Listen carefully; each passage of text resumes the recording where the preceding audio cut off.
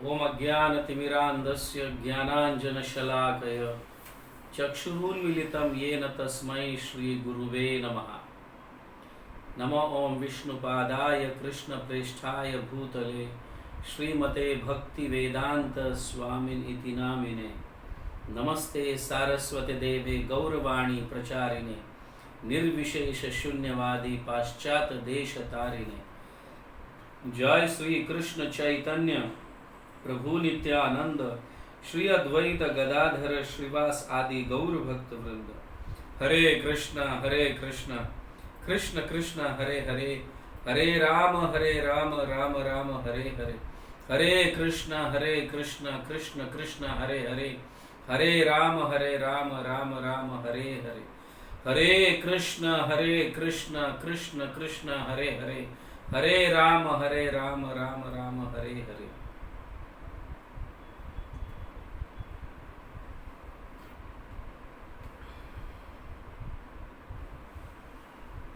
हरे कृष्णा।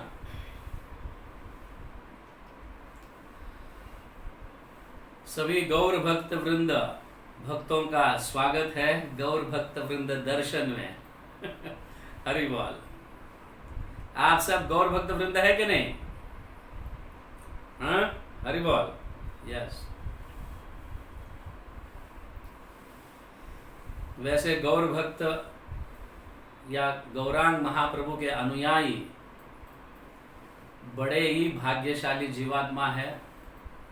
असंख्य ब्रह्मांडों में भी अगर देखा जाए, असंख्य ब्रह्मांड में अगर गणना किया जाए तो गौर भक्त वृंद के जो भक्तगण हैं, या मतलब भक्तों के भक्त कहो, whatever, but they are the most fortunate souls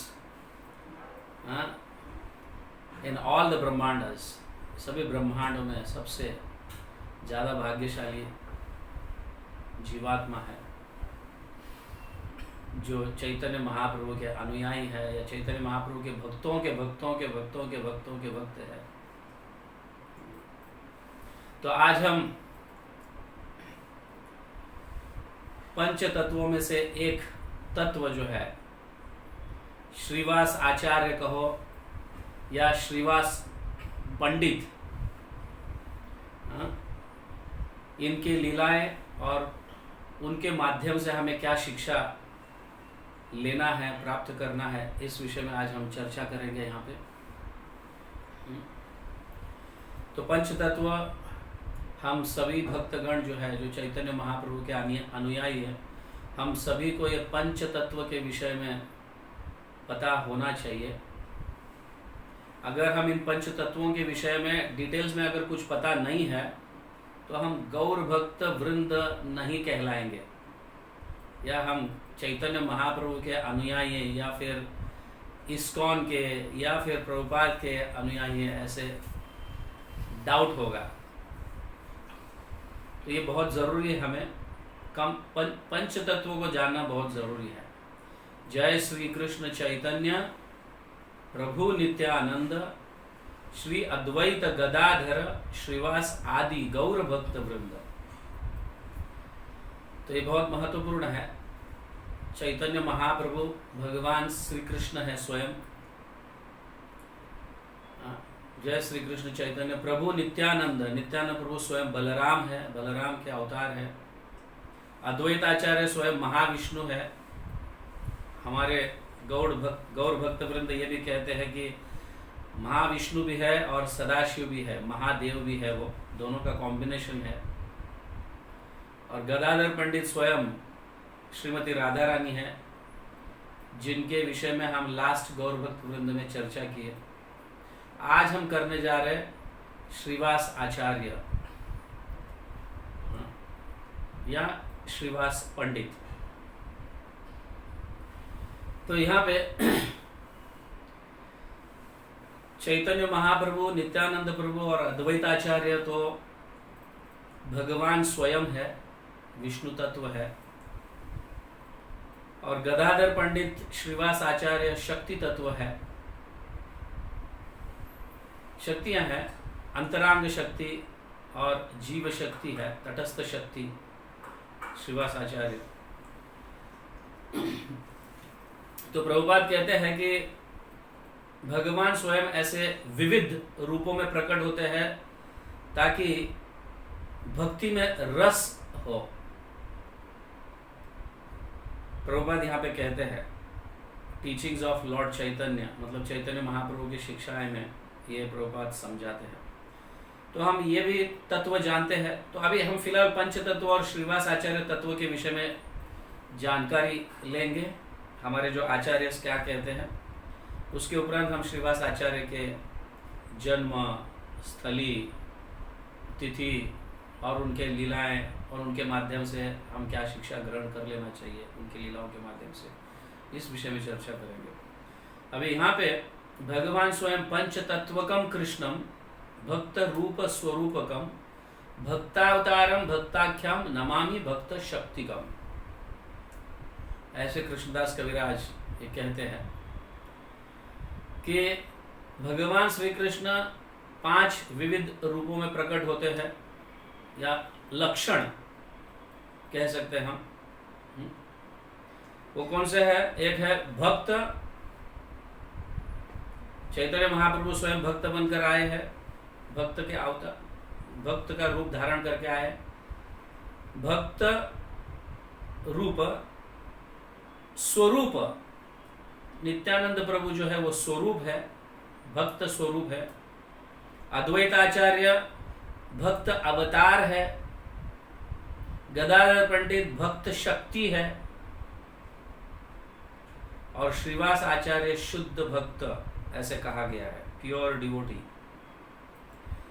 तो यहाँ पे भक्तों का लक्षण लेकर प्रकट हुए हैं यहाँ पे भगवान और उनके पार्षद।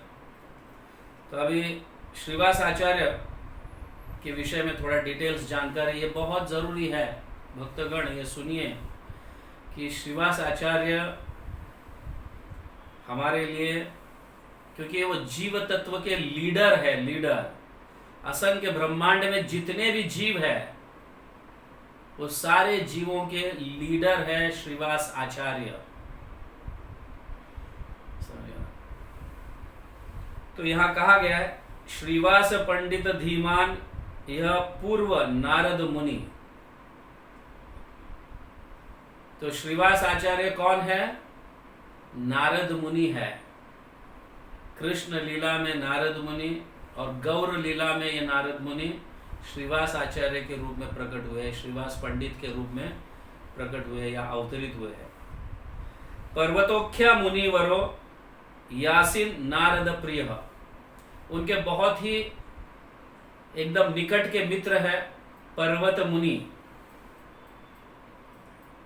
आप जानते हैं हर हमेशा ये दोनों बहुत अच्छे मित्र है, नारद मुनि और पर्वत मुनि। मोस्टली कहाँ पे भी जाते हैं तो दोनों मिलकर जाते हैं, ऐसा ग्रंथों में आता है। तो ये पर्वत मुनि जो है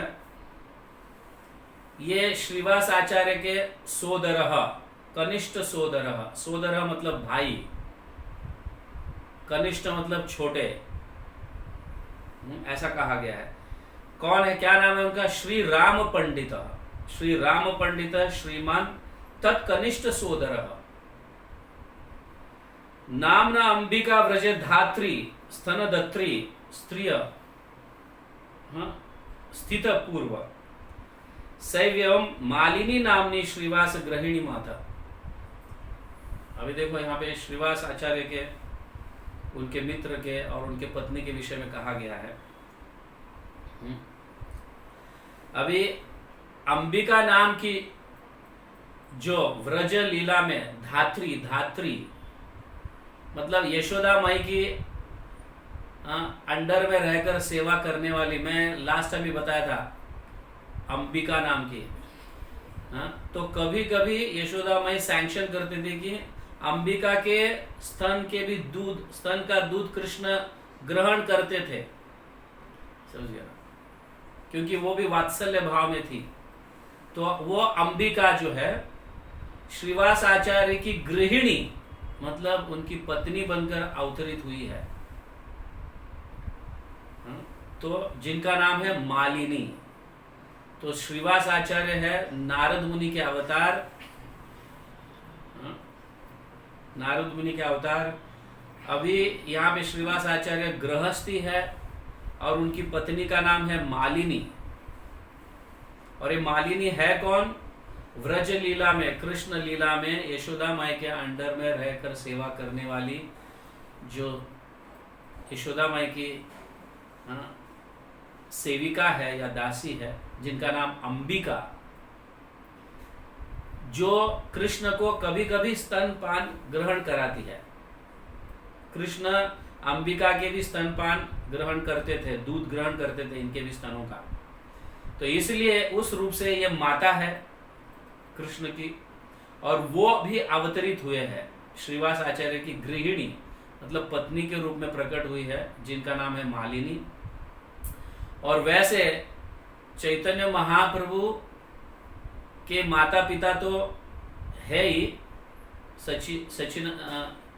सची माता, जगन्नाथ मिश्रा, बट कृष्णदास कविराज और वृंदावन दास ठाकुर भी ये कहते हैं कि श्रीवास आचार्य और मालिनी भी दूसरे माता पिता के समान है, क्योंकि वही भाव से उनको देखते थे और अपना बच्चा समझते थे चैतन्य महाप्रभु को। श्रीवास आचार्य जो है, चैतन्य महाप्रभु प्रकट होने से 30 साल पहले श्रीवास आचार्य का आविर्भाव हुआ, उनका प्राकट्य हुआ, उनका जन्म हुआ 30 साल पहले। इसका मतलब है चैतन्य महाप्रभु से 30 साल बड़े हैं श्रीवास आचार्य। तो वो पिता के समान है और उनकी पत्नी मालिनी जो है वो माता के समान है। चैतन्य महाप्रभु इसी तरह से देखते थे उनको, माता पिता के जैसे ही देखते थे। और श्रीवास आचार्य और मालिनी भी चैतन्य महाप्रभु को अपने पुत्र के जैसे ही देखते थे। तो क्यों माता क्यों? हम 7 माताओं को जानते हैं कि नहीं? शास्त्रों के अनुसार जो है आत्म माता, गुरु पत्नी। आत्म माता का अर्थ है जो जन्म देने वाली माँ है, उसे आत्म माता मतलब हमारी माता। और गुरु पत्नी मतलब गुरु की पत्नी, ये भी माता के समान है। ब्राह्मणी मतलब ब्राह्मण की पत्नी भी माता के समान है। राजा पत्नी का मतलब राजा की पत्नी भी माँ के समान है। धेनुर धात्री, धेनु मतलब गाय, ये भी माँ के समान है। धात्री मतलब जो पालन पोषण करने वाली, जन्म देने के अलावा घर में ऐसे कोई स्त्रियां हैं जो बच्चे का पालन पोषण करती है, तो उसे धात्री कहा गया है। धात्री भी माँ के समान है। और पृथ्वी, तो ये 7 माता है। तो धात्री जो है उसी तरह से अंबिका धात्री थी कृष्ण की, और वही अंबिका यहाँ पे मालिनी के रूप में प्रकट हुई है, इसलिए वो भी माँ के समान है और भाव तो वही रहेगा, समझ गए ना। तो मालिनी चैतन्य महाप्रभु को अपने पुत्र के जैसे ही देखती थी। तो श्रीवास आचार्य जो है बांग्लादेश के सिलहेट, जिसको हम श्रीहट भी आज मॉडर्न नाम है सिलहेट, तो श्रीहट जिसको कहा गया है उस समय, तो वहां पे वो रहते थे। और उसके उपरांत जो है वो फिर नवद्वीप में आए, नवद्वीप में आए। गौड़ीय वैष्णव अभिधान प्रेम विलास में ऐसा कहा गया है कि श्रीवास आचार्य के पिता जो है वो ब्राह्मण है और जिनका नाम जलधर पंडित, श्री जलधर पंडित, और उनको 5 पुत्र थे। 5 पुत्र, जलधर पंडित को 5 पुत्र थे। श्री नलिन पंडित बड़े पुत्र, श्रीवास पंडित सेकंड दूसरे पुत्र श्रीवास, जिनके हम आज चर्चा कर रहे हैं, श्रीवास पंडित, और उनके उपरांत श्री राम पंडित, और उनके उपरांत श्रीपति पंडित, श्रीपति, और सबसे छोटे भाई श्रीनिधि पंडित। सारे के सारे पंडित, सभी एकदम शास्त्रों में निपुण। लेकिन ऐसा हुआ कि नलिन पंडित जो बड़े भाई है, हाँ, वो श्रीहट में जब रहते थे वहीं पे वो गुजर गए। उनका ब्याह हो जाने के बाद फिर वो मतलब उनकी पत्नी गर्भवती, उसके बाद वो गुजर गए। जिनकी मतलब श्रीवास आचार्य, श्रीवास पंडित के जो बड़े भाई नलिन पंडित जो है, उनकी ही पुत्री जो है, हाँ, वो कौन है? नारायणी। नारायणी उनकी पुत्री, जिनके आगे चलकर ब्याह हुआ वैकुंठ दास से। और वैकुंठ दास भी मतलब बहुत ही जल्दी गुजर गए जब नारायणी गर्भवती थी। और उनके पुत्र जो है बाद में मतलब नारायणी के पुत्र बाद में वृंदावन दास ठाकुर के रूप में प्रकट हुए। तो जब नलिन पंडित मतलब उनके बड़े भाई गुजर गए, गुजर जाने के बाद फिर नारायणी श्रीवास आचार्य के साथ ही रहती थी। छोटी 4-5 साल की थी उस समय, उनके पिताजी गुजर गए, तो वो श्रीवास आचार्य के साथ ही रहती थी। उस समय जब महाप्रकाश लीला हुआ था, हम लास्ट टाइम चर्चा कर रहे थे, तो नारायणी को चैतन्य महाप्रभु ने स्वयं अपना महाप्रसाद खिलाया नारायणी को और नाचने के लिए किया, जिसकी हम चर्चा की है ना, महाप्रकाश लीला में चर्चा की। नारायणी उस समय वो एकदम छोटी थी, 5 साल 4 साल की लड़की थी। तो श्रीवास आचार्य की कौन हुई है? भतीजी है ना, नारायणी श्रीवास आचार्य की या श्रीवास पंडित की भतीजी हुई, मतलब बड़े भाई की लड़की। अभी चैतन्य चरितामृत में और चैतन्य भागवत में सिर्फ 4 ही नाम का उल्लेख है। श्रीवास आचार्य या श्रीवास पंडित, श्री श्रीवास पंडित, श्री राम पंडित, श्री निधि पंडित और श्रीपति पंडित। ये 4 ही नवद्वीप में रहते थे, ऐसा इनका वर्णन यहाँ पे है। ये 4 ही लोग, क्योंकि बड़े भाई गुजर गए थे वो उसी समय, फिर यहाँ पे वो आए और चैतन्य महाप्रभु के बगल में ही एज अ नेबर। हम कई बार मायापुर गए हैं, हमने योग पीठ भी दर्शन किए हैं जहाँ पे चैतन्य महाप्रभु का प्राकट्य हुआ था, उनका घर। और श्रीवास आचार्य का घर मेरे ख्याल से हार्डली 100 मीटर्स की दूरी पर ही श्रीवास आचार्य का घर भी है। तो नवद्वीप में आए और रहे। अभी यहाँ पे कहा गया है 4 भाई स वंशे करे चैतन्य सेवा। 4 भाई जो है, श्रीवास आचार्य लीडर थे, इन बाकी के 3 भाई थे और उनके अंडर में ही रहकर वो सेवा करते थे चैतन्य महाप्रभु की। 4 भाई मतलब स्ववंशे मतलब अपने परिवार के साथ चैतन्य महाप्रभु की सेवा करते थे। ऐसा नहीं कि सिर्फ श्रीवास आचार्य ही करते थे, श्रीवास पंडित, बाकी उनके 3 भाई भी 4 मिलकर अपने परिवार के साथ चैतन्य महाप्रभु की सेवा की है। गौरचंद्र बिना नहीं जाने देवी देवा, मतलब गौरचंद्र को ही मतलब चैतन्य महाप्रभु को ही भगवान मानते थे और कोई भी देवी देवता की पूजा नहीं करते थे। ना ही माने देवी देवा, करे चैतन्य रे सेवा, चैतन्य महाप्रभु की सेवा में संलग्न हुआ करते थे। इस तरह से यहाँ पे कहा गया। तो 4 भाई मिलकर अद्वैत आचार्य के साथ श्रीमद् भागवत पर चर्चा करते थे, उनका संग करते थे।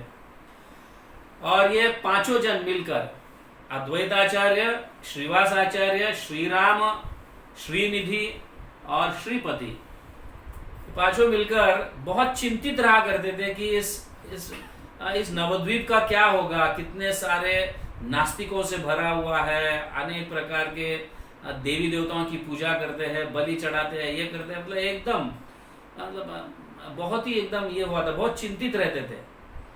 और फिर अद्वैत आचार्य ने लीडरशिप लेकर भगवान को प्राकट्य किया। हम इनकी भी चर्चा की है, किस तरह से गंगा के तट पर बैठकर गंगा जल डालकर शालिग्राम पर तुलसी दल और चैतन्य महाप्रभु को बुलाए। तो इनमें इन 4 भाई का भी हाथ था, श्रीवास आचार्य भी उनमें शामिल थे।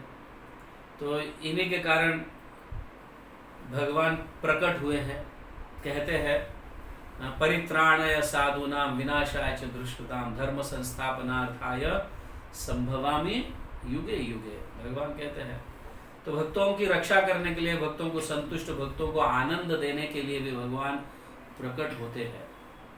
तो इस तरह से अद्वैत आचार्य, श्रीवास आचार्य और उनके भाई, उनके परिवार को आनंद देने के लिए भी भगवान स्वयं श्री कृष्ण चैतन्य महाप्रभु के रूप में प्रकट हुए और लीला की है यहाँ पे।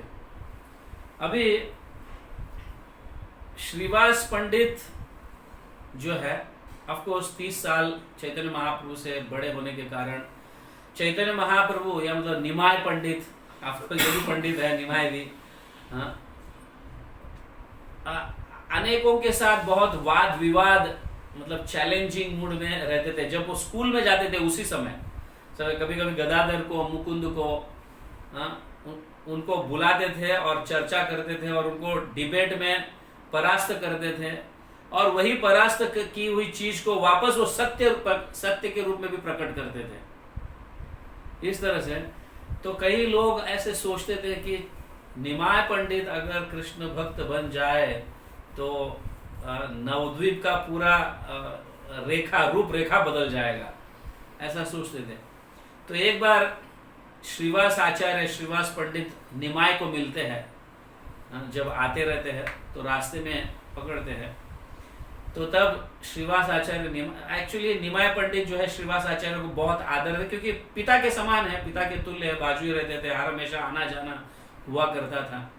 बहुत रिस्पेक्ट श्रीवास आचार्य को करते थे।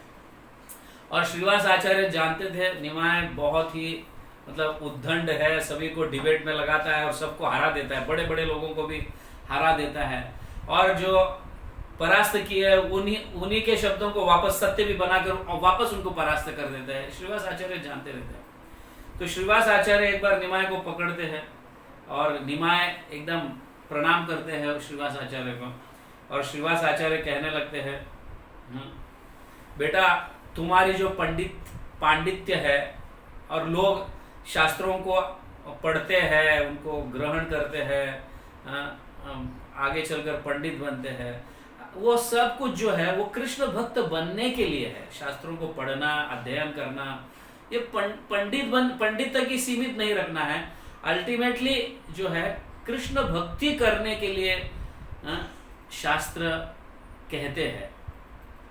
तो निमाय ये सुनकर बहुत खुश हो जाते, चैतन्य महाप्रभु ये सुनकर खुश होते कि मेरे भक्तों के वचन कितने सुंदर है, भक्ति के लिए मेरे को प्रेरित कर रहे हैं। हालांकि योग माया के माध्यम से कोई नहीं जानते थे कि निमाय भगवान है, उस समय कोई नहीं जानते थे, श्रीवास आचार्य भी नहीं, कोई नहीं जानते थे कि निमाय स्वयं भगवान कृष्ण है, कोई नहीं जानते थे। योग माया के कारण ऐसे ढक दिए थे, लेकिन चैतन्य महाप्रभु उसमें आनंद लेते थे। निमाय जो है आनंद लेते थे कि मेरे भक्त चाहते हैं, मतलब मेरे भक्त कितने सुंदर भक्ति करना चाहते हैं और सभी को भक्ति में डुबाना चाहते हैं। निमाय बहुत खुश होते थे इस तरह से। तो आगे चलकर बहुत ही जल्दी जब निमाय गया जाते हैं, अपने पिता का पिंडदान करने के लिए गया जाता है, वहां पे ईश्वरपुरी को मिलने के बाद दीक्षा लेते हैं। दीक्षा लेकर जब नवद्वीप लौटते हैं, निमाय पंडित, विश्वम्भर, कई नामों से जानते हैं, निमाय पंडित, विश्वम्भर, इन नामों से जाने जाते थे। तो कई लोग कहते हैं विश्वम्भर पागल हो गया है, कृष्ण भक्ति में पागल हो गया है, समझ गए ना, हर हमेशा कृष्ण कृष्ण कहने लगते हैं और रोते रहते हैं। तो कई लोग उनको, उनकी माता भी स्वयं, सच्ची माता भी, मेरा बेटा पागल हो गया, कृष्ण भक्ति में मेरा बेटा पागल हो गया, कभी कभी बहुत दुखी हो जाती थी, लोग ऐसे कहते हुए सुनकर वगैरह बहुत दुखी हो जाती थी। तो श्रीवास आचार्य घर आते थे, तो श्रीवास आचार्य को चैतन्य महाप्रभु स्वयं जो है वो कहते हैं, श्रीवास आचार्य, आप, श्रीवास पंडित, आपका क्या कहना है, सब लोग मुझे पागल कह रहे हैं, आपका क्या कहना है। ऐसे जब निमाय पंडित जो है चैतन्य महाप्रभु जब कहते हैं श्रीवास पंडित को, श्रीवास आचार्य को, तब श्रीवास आचार्य कहते हैं ये पागलपन तो बहुत अच्छा है ये पागलपन बहुत अच्छा है, निमाय तुम बहुत भाग्यशाली हो, कृष्ण की तुम पर कृपा हुई है कि तुम कृष्ण के लिए पागल हो गए हैं, समझ गया ना। और हम अभाग्य है, हम अभी तक ऐसे पागल नहीं हुए हैं, ऐसा पागल नहीं हुए हैं। तो ये सुनकर निमाय पंडित बहुत खुश हो जाते हैं। अगर श्रीवास पंडित या श्रीवास आचार्य, अगर आप भी इनके जैसा अगर मुझे कहते हैं कि हाँ निमाय तुम पागल हो गए हो, ऐसा कहते हैं, तो मैं सचमुच आज आपके ये वचनों को सुनकर, अगर आप ऐसे कहते हैं यस निमाय तुम पागल हो गए, दूसरों के जैसा अगर आप कहते हैं, तो मैंने आज तय किया था कि मैं आज जाकर गंगा में अपना जान दे दूं, समझ गया ना। लेकिन आपने इतना सांत्वना दिया है मुझे, आपने आप प्रेरणा दे रहे हो मेरे को कि ये पागलपन अच्छा है बोल के। नहीं तो अगर आप भी अन्य लोगों जैसा मुझे पागल कहते हैं तो मैं सोच ही रहा था कि मैं जाके अब मैं जान ही दे दूं, ऐसे मैं सोच ही रहा था। ऐसे चैतन्य भागवत में ऐसा लिखा है, वृंदावन दास ठाकुर ऐसे लिखते हैं। अभी देखो श्रीवास आचार्य का आंगन जो है, ये बहुत ही महत्वपूर्ण, गौड़िया वैष्णव के लिए बहुत ही महत्वपूर्ण स्थली है श्रीवास आचार्य का आंगन। जितना श्रीवास आचार्य, श्रीवास पंडित के गुणगान गाए जा रहे हैं, वृंदावन दास ठाकुर उनके आंगन के भी उतने ही गुणगान गाते हैं। कि उनके गुणगान को ऐसा कहा गया है कि जैसे कृष्ण निधिवान सेवा कुंज रासलीला करते थे, शाम को 8 बजे से लेकर सब तैयारी होती थी, और फिर बाद में मध्य रात्रि रासलीला होती थी और 4 बजे तक खत्म हो जाता था, 4 बजे रासलीला खत्म हो जाता था। उसी तरह से श्रीवास आंगन में भी ऐसे ही शाम के समय जो कीर्तन शुरू होता था, सुबह के 4 बजे तक ये कीर्तन चलता था। भक्तों का समूह इकट्ठा होता था, अंदर से ताला लगाते थे, आंगन में पूरे सब भक्तगण एकत्रित होकर बढ़िया सा एकदम कीर्तन करते थे, नृत्य करते थे। सभी भक्तगण, चैतन्य महाप्रभु के अनुयायी जो है, सब भक्तगण कीर्तन करते थे।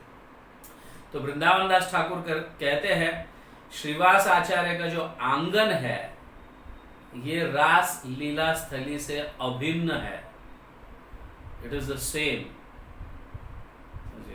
तो जब भी हम जाते हैं श्रीवास आचार्य के आंगन में, हमें लोटपोट करना चाहिए। वहाँ की धूली जो है, अनेक भक्त, रसिक भक्त वहाँ पे नृत्य किए हुए हैं, तो वहाँ की धूली हमारे सर पर अगर लग जाती है, हमारे शरीर को स्पर्श हो जाती है, तो सचमुच हमारे कई पाप अपराध ये सब नष्ट हो जाते हैं और हमें ये भाव प्राप्त होता है।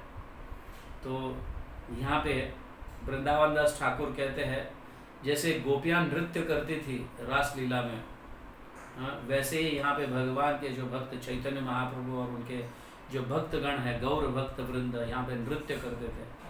सो it is not different from Raslila sthali Chaitanya महाप्रभु। तो चैतन्य महाप्रभु जो है खास करके श्रीवास आचार्य के आंगन में बहुत सारे लीलाएं किए हैं, बहुत सारे अनेक प्रकार के लीलाएं किए हुए हैं यहाँ पे। तो हम उसका वर्णन करेंगे।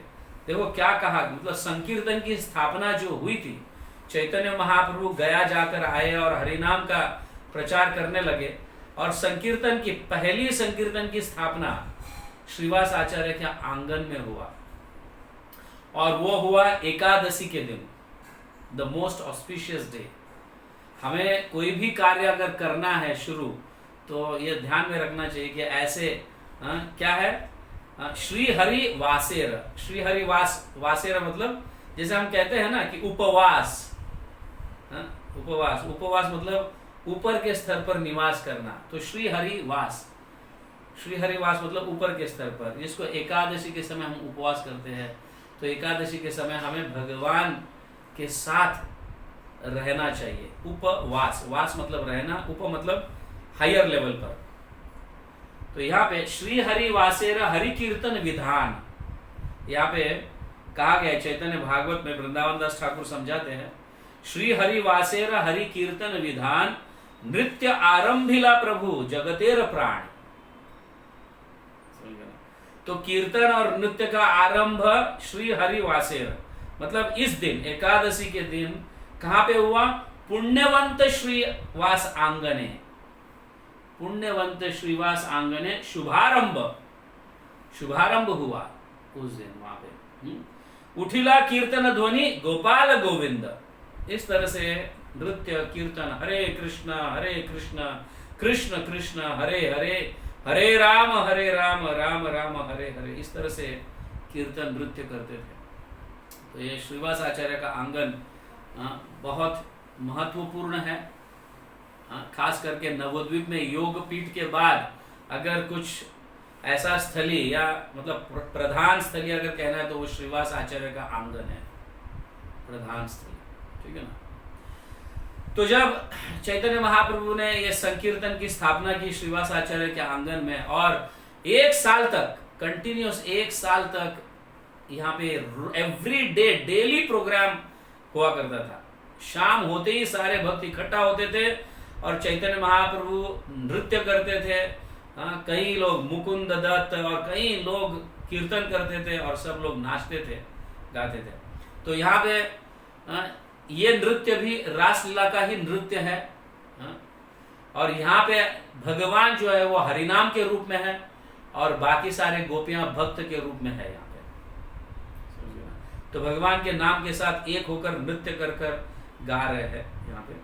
लेकिन ऐसे जब ये प्रोग्राम चलता था, डेली प्रोग्राम ये चलता था श्रीवास आचार्य के आंगन में, श्रीवास पंडित के घर में, आंगन में, तो अड़ोस पड़ोस के जो नास्तिक लोग हैं वो बहुत डिस्टर्ब हो जाते थे। ये क्या चल रहा है, हमारे नींद का हराम हो गया है यहाँ पे, मतलब नींद नहीं करने देते ये लोग, इतना नृत्य करते, इतने नाचते, इतना आवाज, ये सब ऐसा।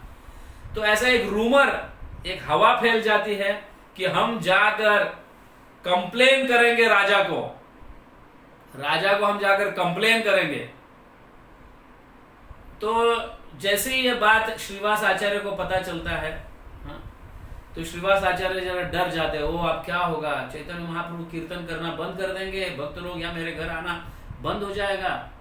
तो इसलिए वो नरसिंह भगवान की प्रार्थना करने लगते हैं, हे प्रभु आप बचाइए, आप हर हमेशा प्रहलाद को बचाए हैं, हर हमेशा जब भी ऐसे आपत्ति आती थी आप प्रहलाद को बचाए हैं, तो हमें युग धर्म का पालन करने दीजिए, आप किसी तरह से हमें बचाइए। ऐसे जब प्रार्थना करते हैं उतने में चैतन्य महाप्रभु दरवाजा खोलते हैं और श्रीवास आचार्य को जोर से कहने लगते हैं, श्रीवास आचार्य किनकी आराधना कर रहे हो, किनकी पूजा कर रहे हो, तुम किनको पुकार रहे हो? जिनको आप पुकार रहे हो मैं स्वयं प्रकट हो गया हूं, यहाँ पे प्रकट हुआ। तो एकदम आसन पर, श्रीवास आचार्य के यहाँ पे आसन पर वीरासन में जाकर नरसिंह भगवान का रूप उनको दर्शन कराते हैं।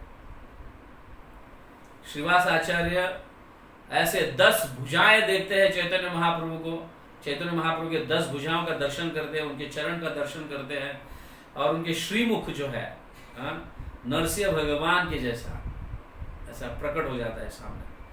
और ये देखकर श्रीवास आचार्य नरसिंह भगवान की स्तुति करने लगते हैं। स्तुति करने के उपरांत चैतन्य महाप्रभु बहुत खुश हो जाते हैं, बुलाओ श्रीवास, सभी तुम्हारे फैमिली के सभी जितने भी मेंबर्स हैं सभी को बुलाओ और इसका दर्शन करने दो। तो सभी को नरसिंह भगवान का दर्शन कराते हैं चैतन्य महाप्रभु, ये रूप प्रकट होगा। तो इसका अर्थ ये कंफर्म हो जाता है श्रीवास आचार्य कि अब डरने की कोई बात नहीं है। जैसे ही चैतन्य महाप्रभु नरसिंह भगवान का रूप धारण कर सभी उनके फैमिली मेंबर्स को सभी को दर्शन दे दिया, तब सबका डर नष्ट हो गया और तब से पता चला कि चैतन्य महाप्रभु भगवान है। उसके पहले किसी को पता नहीं था। योग माया ढक दी थी सारे भक्तों को कि तो चैतन्य महाप्रभु तब अपने भगवत्ता का, तो इस तरह से श्रीवास आचार्य के आंगन में ही ये आसन पर जाकर बैठे, वीरासन के रूप में, वीरासन के इसमें बैठे और फिर वहां पे उन्होंने नरसिंह भगवान का दर्शन दिया, जिनका भय पूरा नष्ट हो गया। और जब चैतन्य महाप्रभु ऐसे प्रतिदिन रोज कीर्तन करते थे तो कभी भक्त मतलब 4 जैसे सुबह का 4 बज जाते थे तो चैतन्य महाप्रभु भक्तों को लेकर गंगा के तट पर जाते थे और स्नान कर फिर सब अपने अपने घर लौटते थे।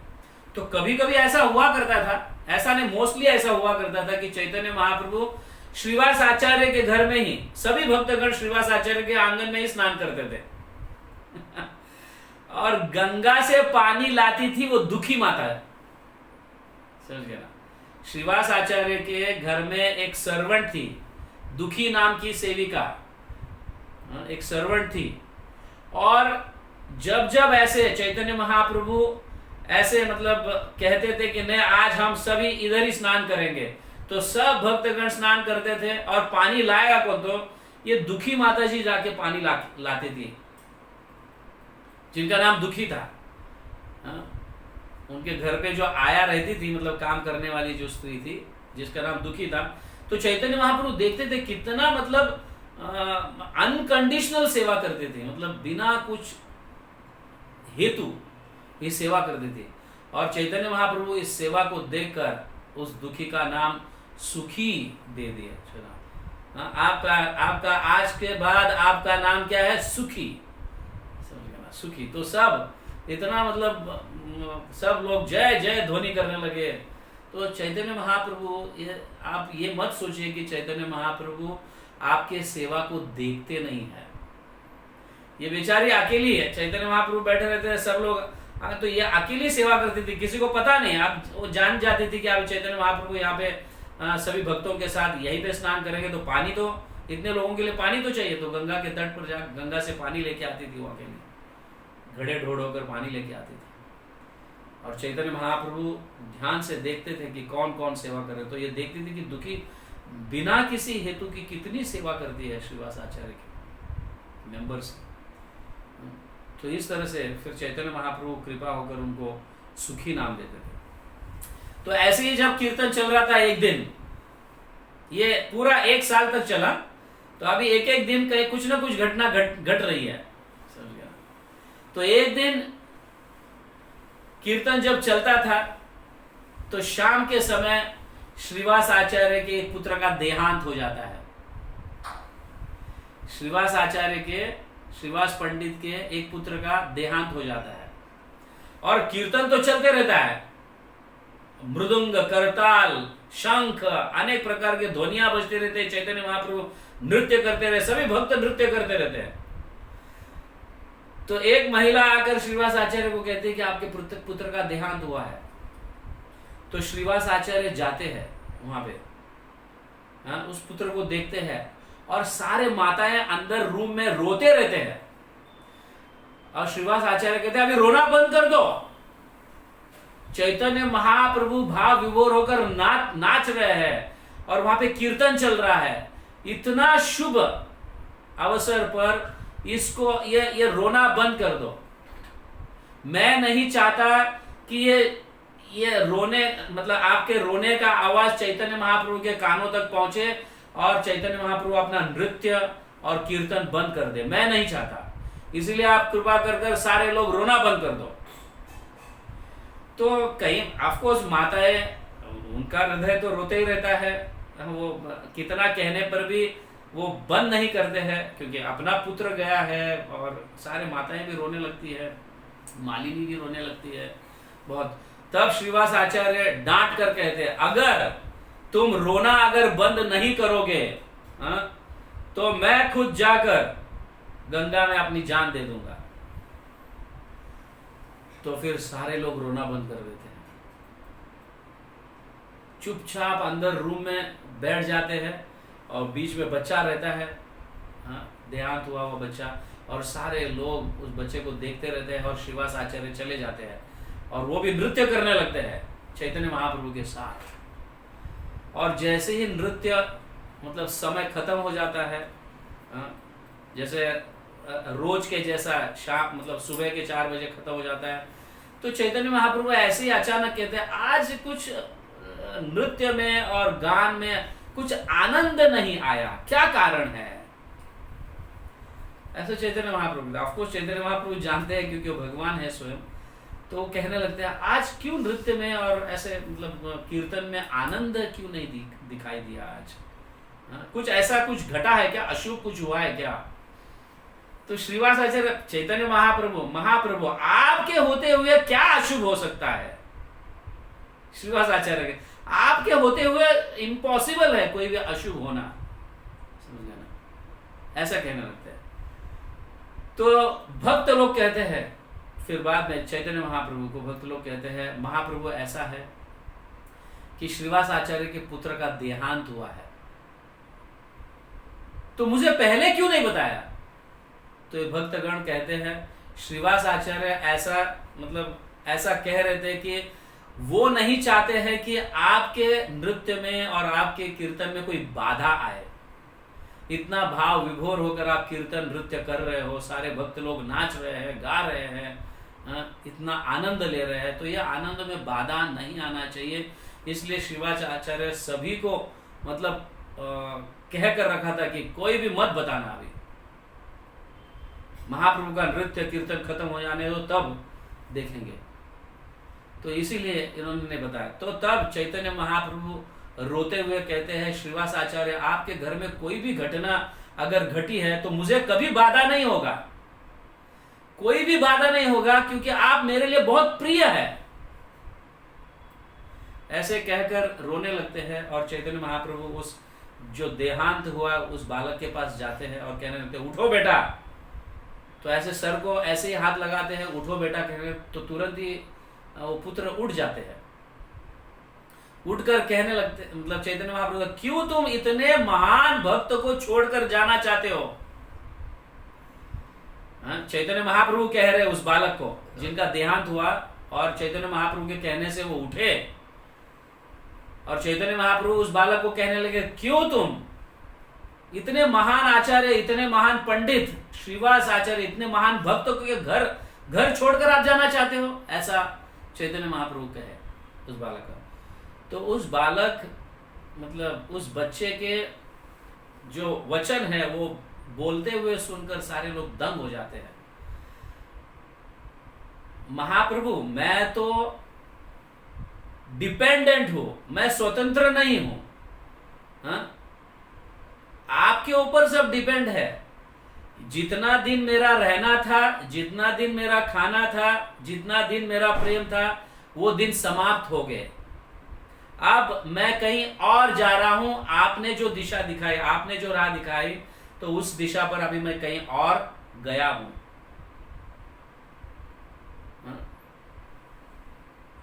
इस तरह से वो कहने लगते हैं, क्योंकि आप ही की तो ये मतलब आप ही का तो आदेश है, और मेरा तो यहाँ का जो भी था वो खत्म हो गया। उतना समय तक रहना था, उतना समय तक उनका प्रेम प्राप्त करना था, ये सब हुआ। अब मैं अभी मैं दूसरी जगह जा हूँ वहां पे।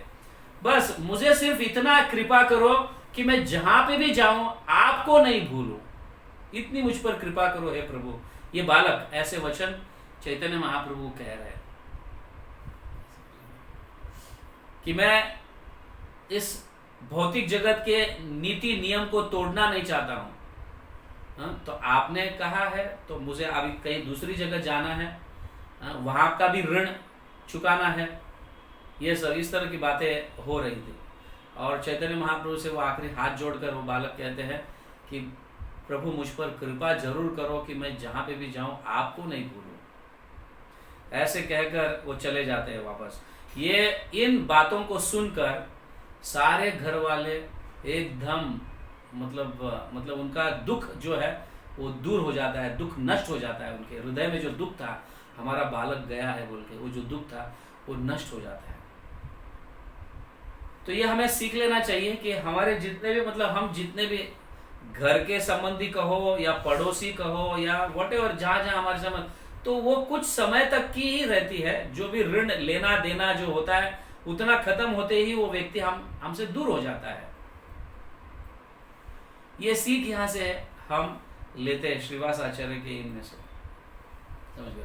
तो इस तरह से ये बालक कहकर फिर चले जाते हैं और सभी के दुखों को मतलब दूर हो जाते हैं, सभी के दुख दूर हो जाते हैं।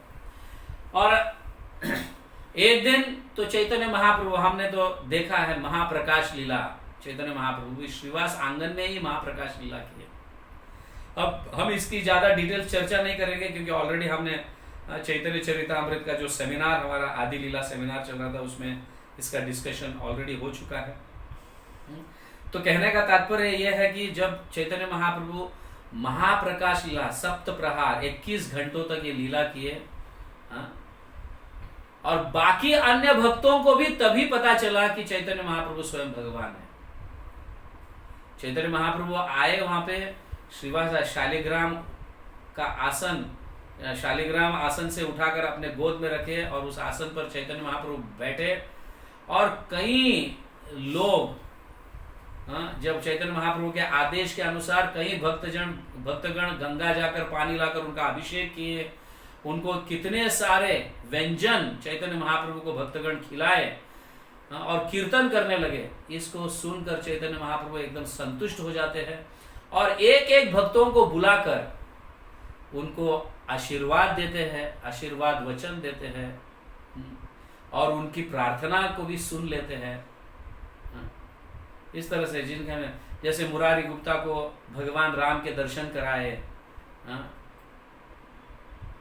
तो अनेक भक्तों को अनेक प्रकार के दर्शन, अनेक भगवान किन्हीं को चतुर्भुज नारायण का दर्शन करवाए, किसी को षडभुज का दर्शन कराए, किसी को नरसिंह भगवान का दर्शन कराए। ऐसे तो चैतन्य महाप्रभु यहाँ पे अपने भक्ति भाव को भूलकर भगवत भाव, भगवत्ता भाव को प्रकट करते हैं। उस एक दिन के लिए भक्ति भाव को भूल गए थे चैतन्य महाप्रभु, क्योंकि मैं भक्त हूँ, इस भाव को भूलकर भगवत्ता का भाव प्रकट किए थे। और सभी को अनेक अनेक भगवान के जितने भी अवतार हुए, अनेक अनेक रूपों का अवतार को दर्शन चैतन्य महाप्रभु इस महाप्रकाश लीला में किए। और इसी समय नारायणी भी जो है, उस समय इस महाप्रकाश लीला में नारायणी, उनकी श्रीवास आचार्य के जो बड़े भाई है नलिन पंडित, श्री नलिन पंडित, उनकी पुत्री नारायणी उस समय 5 साल की ही थी। तो वहाँ पे सबसे ज्यादा कृपा उसको मिला, नारायणी को, क्योंकि अपने मुंह में से खाए हुए पान जो है, ये महाप्रसाद नारायणी के मुख में स्वयं चैतन्य महाप्रभु डाले।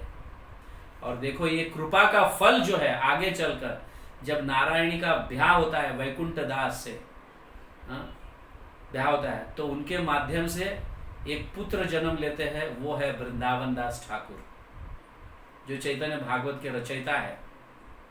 यह है चैतन्य महाप्रभु की कृपा का फल। तो ये भी जो है महाप्रकाश लीला जो है, ये श्रीवास आचार्य के आंगन में ही हुआ था।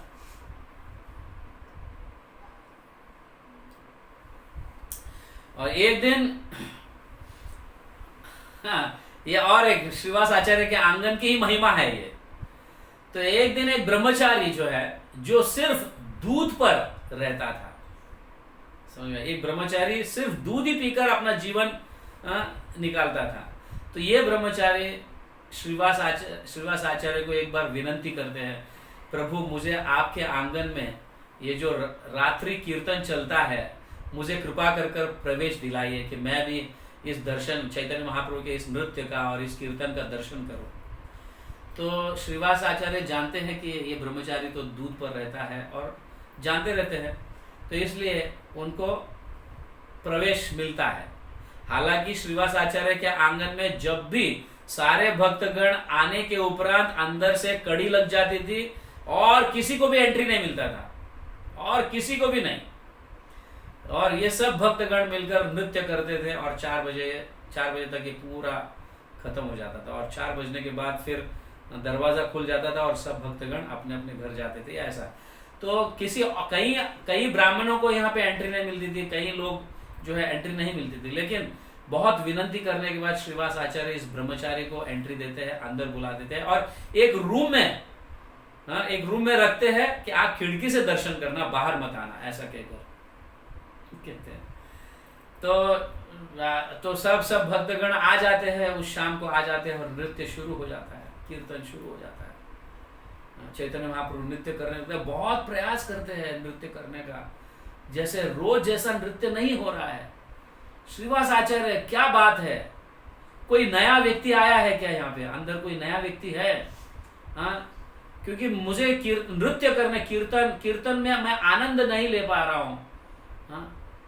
इतना सुंदर कीर्तन चल रहा है, फिर भी मुझे आनंद, नृत्य करने की इच्छा है, लेकिन मैं कर नहीं पा रहा हूँ। क्या बात है, कौन नया व्यक्ति आया है श्रीवास?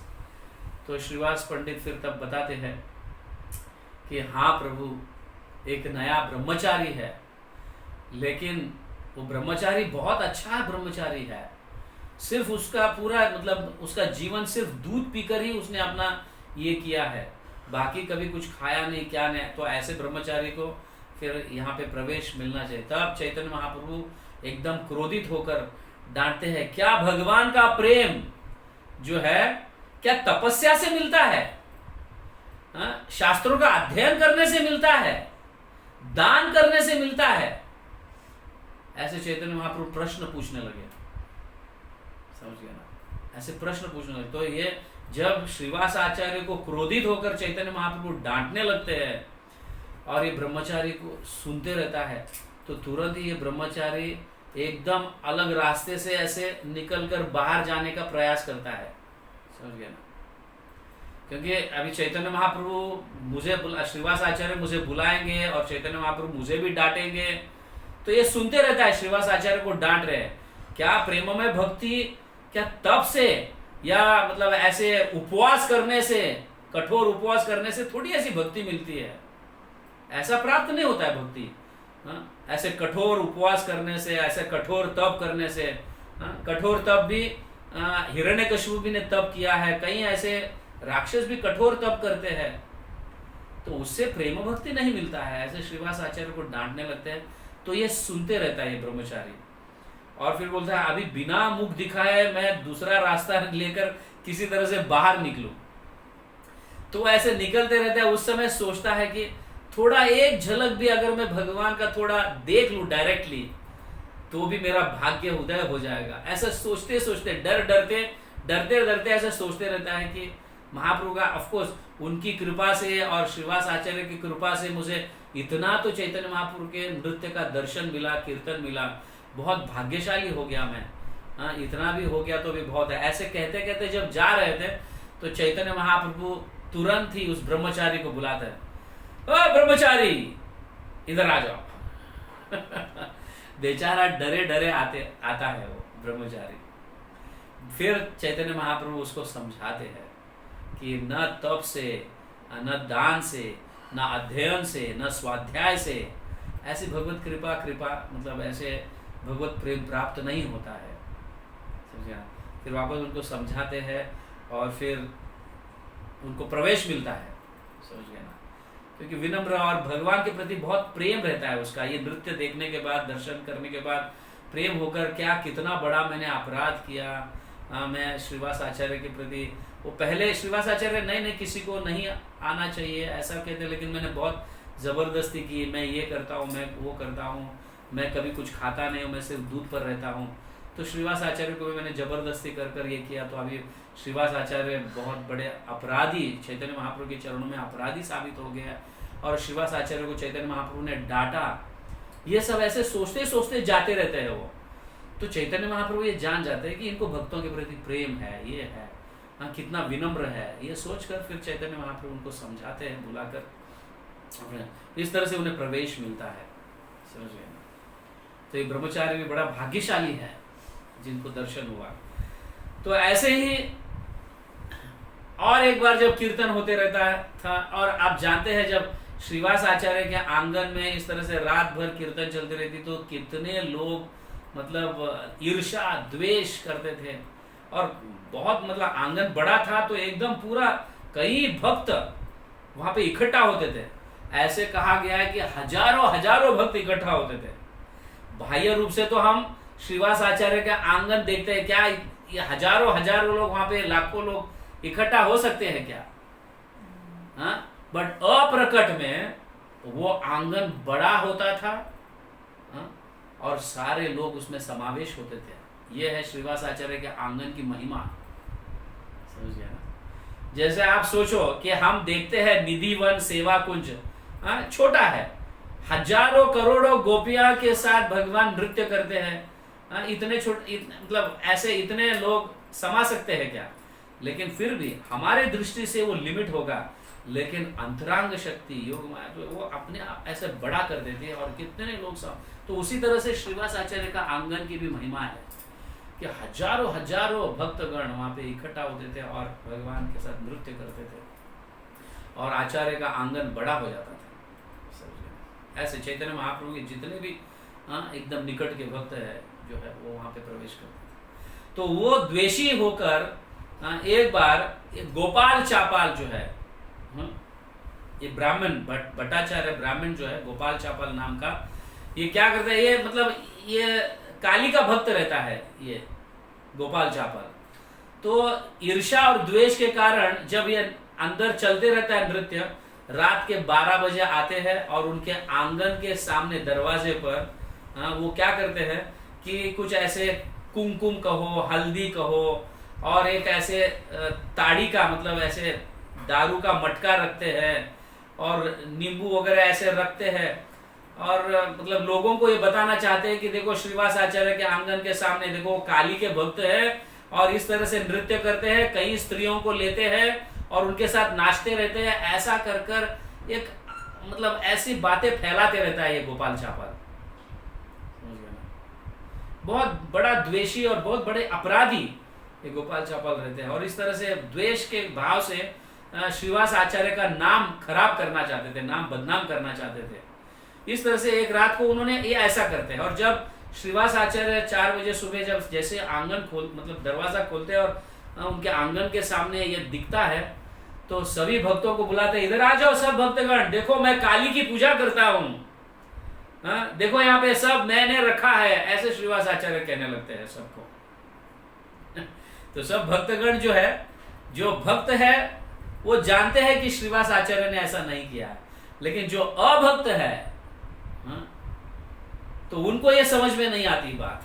तो चैतन्य महाप्रभु ये देखकर इतना मतलब रुष्ट हो जाते हैं उस व्यक्ति के प्रति और 3-4 दिन में वो सारा शरीर उनका सड़ने लगता है गोपाल चापाल का, मतलब जिसको महारोग बोलते हैं ना, महारोग, लेप्रेसी हो जाता है और उंगलियां गलने लगती है, नाक गलने मेल्ट होने लगता है, जो सारे पॉइंट्स है वो सब उनका शरीर गलने लगता है, ऐसा उन्हें लेप्रेसी महारोग हो जाता है। तो ये फिर कई लोग उसे फिर गांव से बाहर निकालते हैं, ये करते हैं। तो एक बार चैतन्य महाप्रभु जाते रहते हैं तो उस समय जो है ये गोपाल चापाल चैतन्य महाप्रभु के चरणों में गिरकर हाथ जोड़कर कहते हैं कि प्रभु आप तो चैतन्य महाप्रभु, आप तो भगवान हैं, ऐसा सुना है, आप सभी के मतलब सभी पर दया करते हैं, ये करते हैं, हाँ मेरी दशा देखो, मुझे कृपा कर इससे मुक्त कराओ। तो चैतन्य महाप्रभु बहुत गुस्सा हो जाते हैं, बहुत गुस्सा। जब इसका दर्शन करते हैं तब तो बहुत गुस्सा हो जाते हैं। आप देखो कि एक अपराध करने से कितना बड़ा दंड, चैतन्य महाप्रभु तो इसको सह नहीं रहे। वो क्या कहते हैं पता है, ओ सिनर, ओ पापी, तू भक्तों के प्रति द्वेष ईर्ष्या करता है, समझ गया ना, मैं तुझे कभी नहीं बचाऊंगा। मैं तो चाहता हूं जिस तरह से ये तेरे शरीर पर कीड़े खा रहे हैं, ऐसे हजारों हजारों लाखों करोड़ों जन्म तक तू ये रोग भोगते रहे। एक जन्म की बात नहीं है, करोड़ों जन्म तू ऐसा ही, तेरा शरीर ऐसा ही गलते रहे और तेरा शरीर ऐसे ही कीड़े खाते रहे। इस तरह से कहते हैं। तूने श्रीवास आचार्य को, श्रीवास पंडित को ये मतलब इस तरह से लोगों को प्रदर्शित करना चाहा कि श्रीवास आचार्य काली का भक्त है और देखो उनके घर में कितने सारे स्त्रियों के साथ नाचते हैं, उनका तुम बदनाम करने का प्रयास किया है। तू बड़ा अपराधी है, तू पापी है।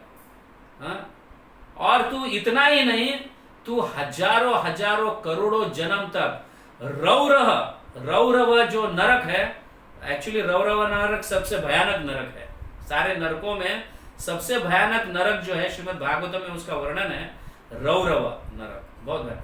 तो यहाँ पे तू करोड़ों जन्म तक, करोड़ों जन्म तक तू इस नरक में वास कर, ऐसा कहकर चैतन्य महाप्रभु जाते, कदापि उसको माफ नहीं करते।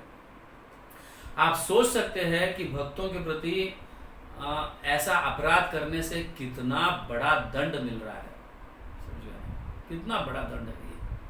कि चैतन्य महाप्रभु करोड़ों जन्म तक की बात कर रहे हैं, करोड़ों जन्म तो ऐसा ही शरीर तेरा सड़ता ही रहे।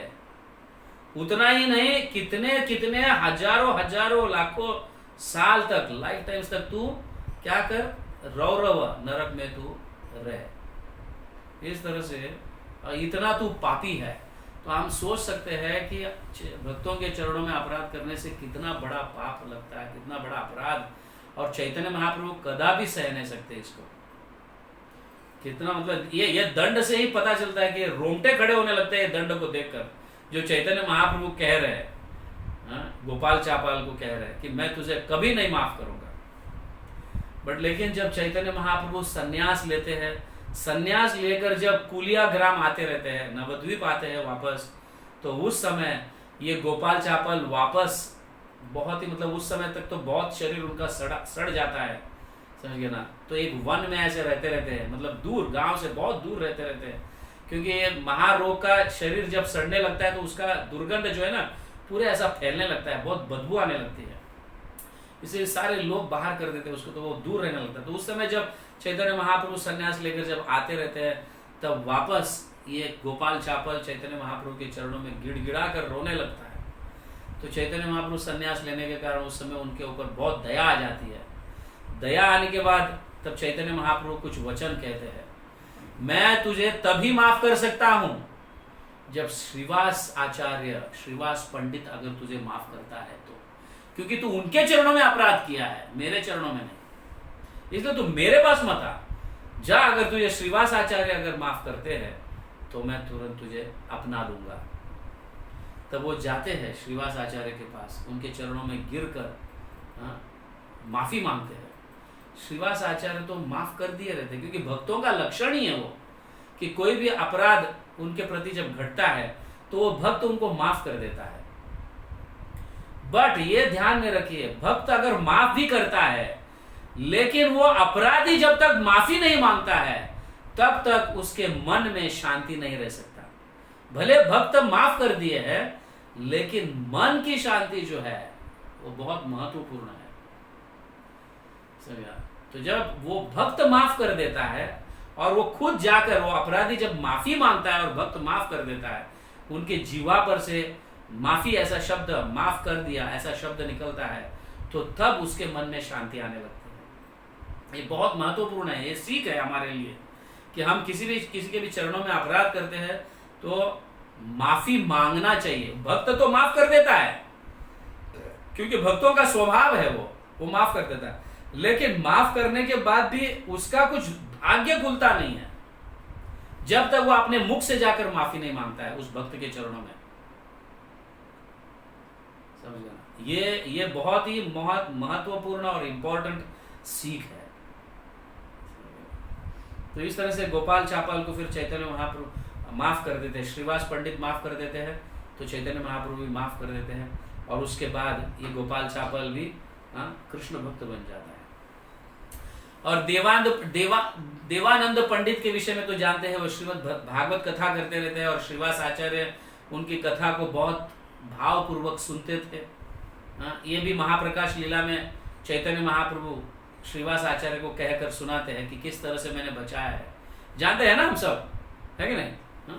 तो देवानंद पंडित जो है भागवत कथा करते रहते हैं, तो वो कथा को सुनकर श्रीवास आचार्य रोने लगते हैं। उस समय उनके शिष्य डिस्टर्ब हो रहे हैं, इसलिए उनके शिष्य लेकर उनको बाहर निकालकर रास्ते पर, चौराहे पर उनको रख देते हैं।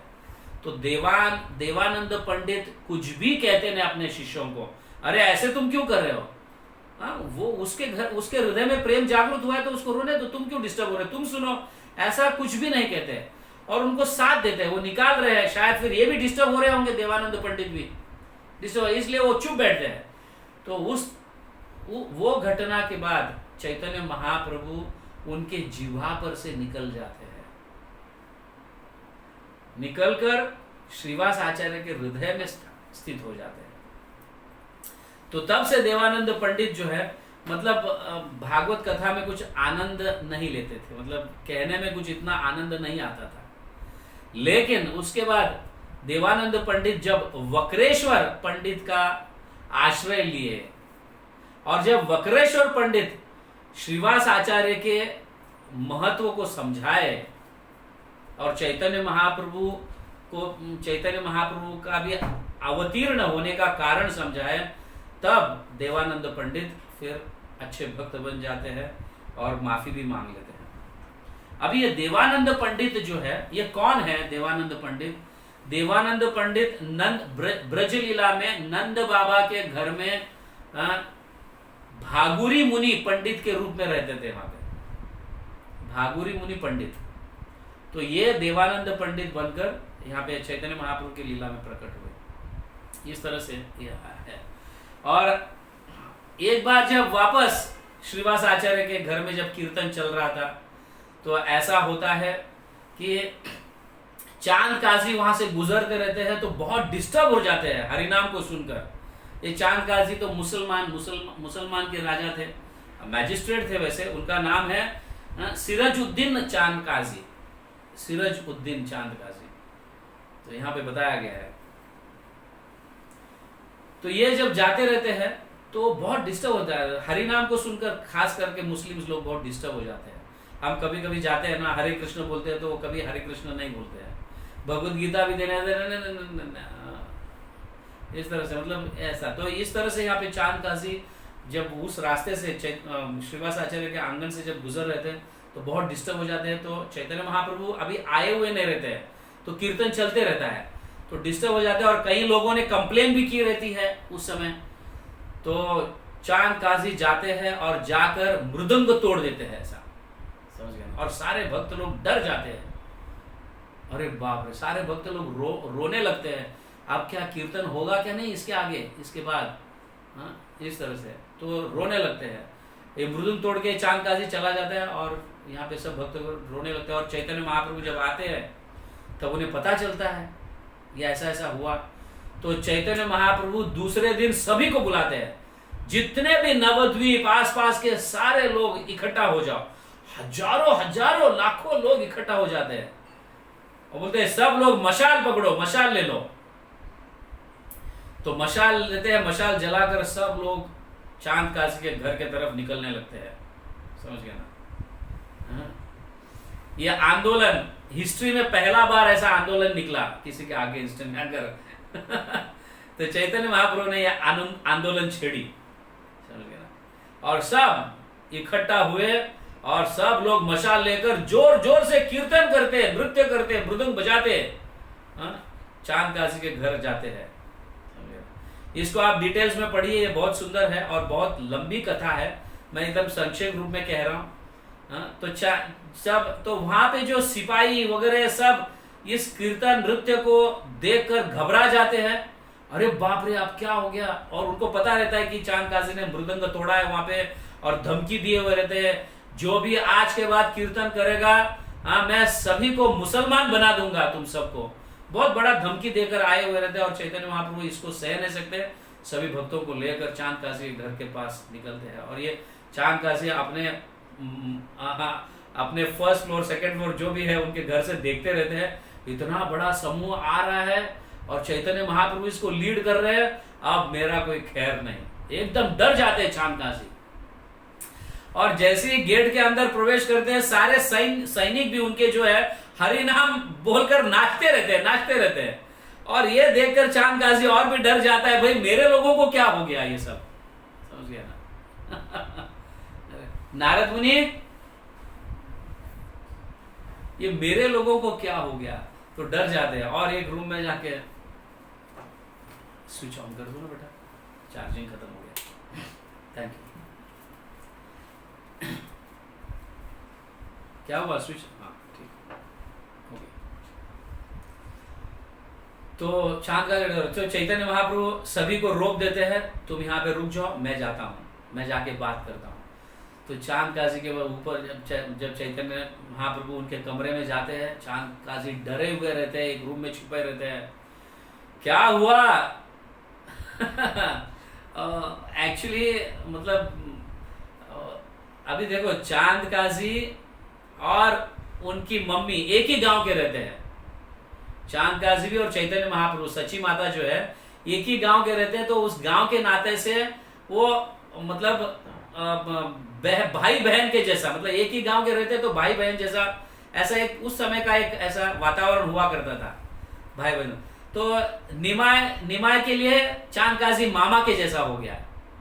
तो चांद काजी डरे डरे, अरे भांजे तू आ गया है, मतलब एकदम डरे डरे एकदम, मैं तो तुम्हारे माँ का भाई हूँ, मैं तुम्हारा मतलब मामा हूँ, ऐसा तू मतलब ऐसा क्रोध मत कर, ये मत कर। तो चैतन्य महाप्रभु, मैं कहाँ क्रोध कर रहा हूँ, मैं तो सिर्फ आपके साथ बात करने के लिए आया हूँ। तो दोनों जन बैठ जाते हैं और बहुत मतलब कुरान के ऊपर और सनातन धर्म के ऊपर बहुत लंबी चर्चा होती है। इसका उल्लेख चैतन्य चरितामृत में दिया गया है, चैतन्य भागवत में भी इसका उल्लेख है डिटेल्स में। लेकिन आखिर में चांद काजी परास्त हो जाते हैं। चांद काजी मान लेते हैं कि सचमुच हिंदुओं का धर्म जो है बहुत उत्कृष्ट धर्म है, मैं जानता हूं, लेकिन क्या करूं, हमारे सारे मौलवी, अगर मैं नहीं पढ़ूंगा कुरान तो हमारे सारे मौलवी मुझे समाज से बाहर निकाल देंगे, इसलिए मुझे कुरान पढ़ना पड़ रहा है, तो मैं पढ़ता हूं। ऐसा वगैरह चैतन्य महाप्रभु के समक्ष ऐसा सब कहने लगते हैं। लेकिन उसके बात आगे चलकर ऐसी बात करते हैं कि मेरी एक गलती हो गई थी, कल मैंने मृदंग तोड़ा था श्रीवास आचार्य के आंगन में जाकर, और मैंने धमकाई थी सब, मैं बहुत बड़ा अपराध किया और इसका दंड भी मुझे मिला है। तो चैतन्य महाप्रभु, क्या दंड मिला है तुमको? तो चैतन्य महाप्रभु को कहते हैं कि जब मैं मृदंग तोड़कर आया था और रात को मैं सोया था, सोने के बाद सपने में एक ऐसा मतलब नर का रूप धारण कर सिंह आया था। सिंह नर का रूप धारण करके आए और मतलब मेरे छाती पर एक लाफा लगा दिया। ऐसा उन्होंने बोले, अभी तो सिर्फ मृदंग तोड़ा है तुमने, मृदंग तोड़ने का दंड ये तुम्हें दे रहा हूं, आगे चलकर तुम अगर कीर्तन को रोक दिया तो मैं तुम्हारी जान ले लूंगा। ऐसा ये ये नर के रूप में सिंह आकर ऐसा मुझे धमकी देकर चला गया। और देखो ऐसा अपना वो शर्ट खोलते हैं, शर्ट खोलने के बाद पता चलता है सिंह के जो नाखून होते हैं ना, ऐसे नाखून के ऐसे चिन्ह रहते हैं और खून बहता रहता है उस समय, तो वो दिखाते हैं। तो सपने में देखो, ये नरसिंह भगवान चांद काजी के सपने में आकर ये डांटने के बाद भी प्रकट ऐसा हुआ, मतलब सत्य हुआ। ये सपने में आकर नाखून मारा उन्होंने और फिर ये यहाँ पे सचमुच ऐसा उनको ये दंड मिला। तो चैतन्य महाप्रभु कहते हैं, ये तो सिर्फ क्या है, ट्रेलर है, ट्रेलर। चैतन्य महाप्रभु कहते हैं कि ये तो सिर्फ तो मतलब ये तो सिर्फ एक ये है, अगर आगे चलकर आपने कीर्तन में कोई बाधा डाला, किसी के नृत्य में बाधा डाला, तो तुम्हारा कोई खैर नहीं। चैतन्य महाप्रभु कहते हैं, नहीं नहीं नहीं, ऐसा मत करो, मेरा पूरा जो वंश, जब तक मेरा वंश रहेगा मैं सबको आदेश दूंगा, कोई भी हिंदुओं जब कीर्तन करते रहते हैं, नृत्य करते रहते हैं, संकीर्तन करते हैं, उनको बाधा मत डालिए, उनको जो करना है वो करने दो, ऐसा मैं आदेश दूंगा मेरे पूरे वंश को। आगे चलकर भी जो मेरा वंश होगा, राजा राजा होगा, तो वो भी जो है आपको कभी बाधा नहीं डालेगा। ऐसे चांद काजी कहते हैं चैतन्य महाप्रभु को। तब सब लोग शांत हो जाते हैं और सब लोग घर अपने चले जाते हैं, समझ गए। तो इस तरह से ये किस्सा हुआ। फिर बाद में इसी एक बार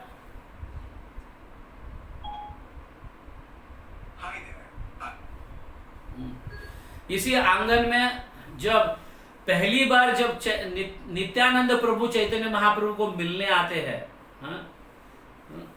मिलने आते हैं, नंदन आचार्य के घर में छिपे रहते हैं, तो चैतन्य महाप्रभु जाकर नित्यानंद प्रभु को लेके आते हैं।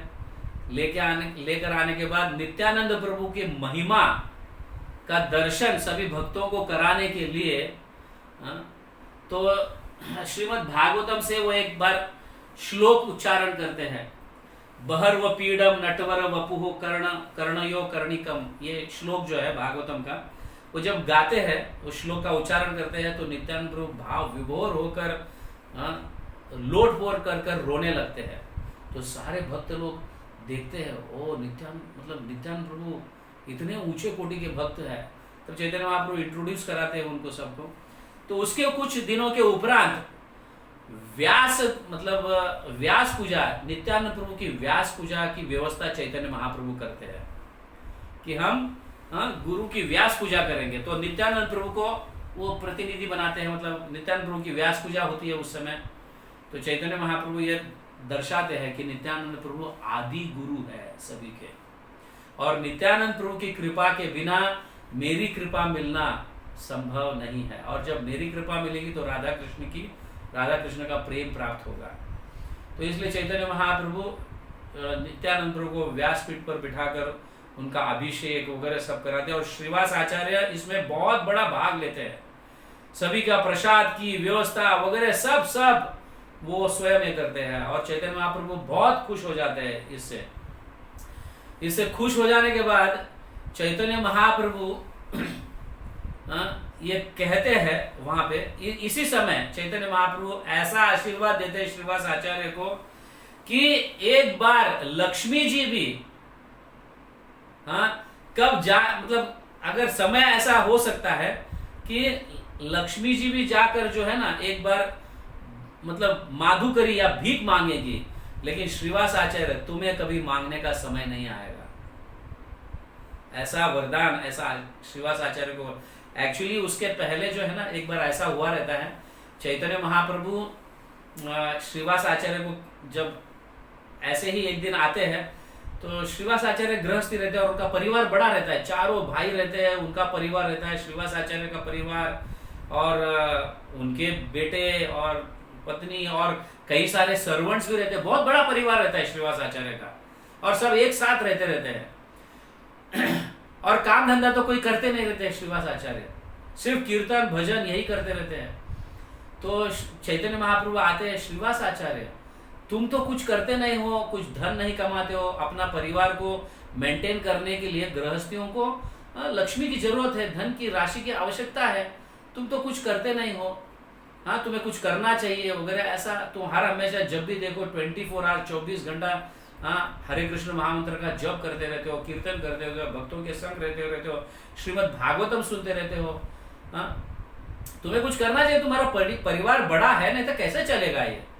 तो श्रीवास आचार्य 3 ताली बजाते हैं, ऐसे 1 2 3 ऐसे ताली बजाते हैं, ताली बजाकर हंसने लगते हैं।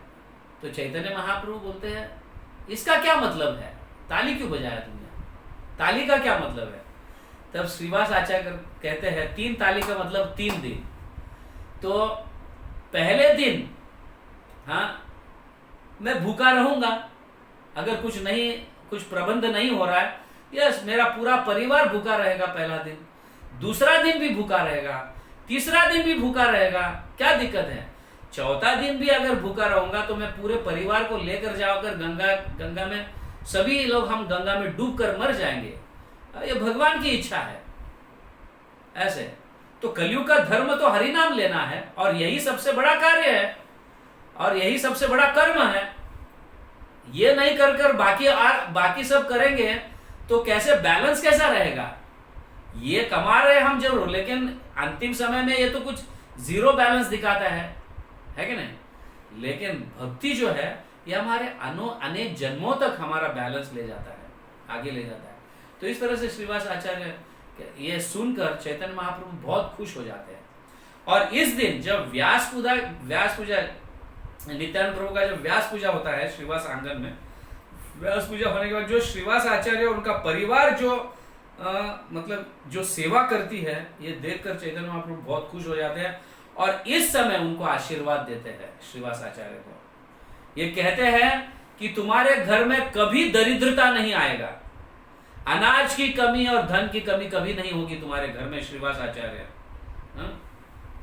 सिर्फ घर में बैठकर भी तुम सबको सब कुछ प्राप्त होगा, ऐसा कहने लगते हैं।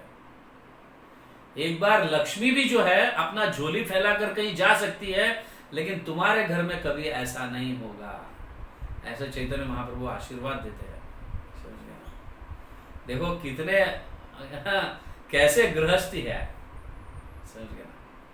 तो हम जैसे भक्त लोग तो डर जाते हैं, भाई नौकरी नहीं रहेगी तो क्या होगा मेरा परिवार, हम टेंशन में आ जाते हैं, डिप्रेशन में आ जाते हैं। और बाकी कर्मी लोग तो देखो क्या मतलब उनकी नौकरी नहीं है तो कई लोग तो आत्महत्या कर लेते हैं। कैसा होगा मेरा परिवार, मेरा बच्चे, मेरे माता पिता, क्या होगा, समझ गया ना। तो ये सिद्धांत को समझने से ऐसा है, श्रीवास आचार्य के इन लीला पास टाइम में से हमें ये सीख लेना चाहिए कि भगवान की भक्ति करने से सब कुछ भगवान व्यवस्था करते हैं। भले भगवान डायरेक्ट नहीं, लेकिन भक्तों के माध्यम से सब व्यवस्था कराते हैं। तो ये हमें ध्यान रखना चाहिए। ओके, इस तरह से चैतन्य महाप्रभु ने। तो फिर अभी देखो यहाँ पे कहा गया है चैतन्य चरितामृत के अंत्य लीला में ऐसा कहा गया, चैतन्य महाप्रभु हर हमेशा 4 जगह प्रकट होते थे, हर हमेशा 4 जगह आनंद लेते थे। जहां पे भी जाते थे ये 4 जगह कौन से है? सचिर मंदिरे are Nityanand नर्तने, Shrivas Kirtane are Raghav भवने। सचिर मंदिर मतलब चैतन्य महाप्रभु जब सन्यास लेके चले गए तो सची माता के घर में चैतन्य महाप्रभु का विग्रह था, समझ गया ना। तो वहां पे चैतन्य महाप्रभु स्वयं प्रकट होते थे।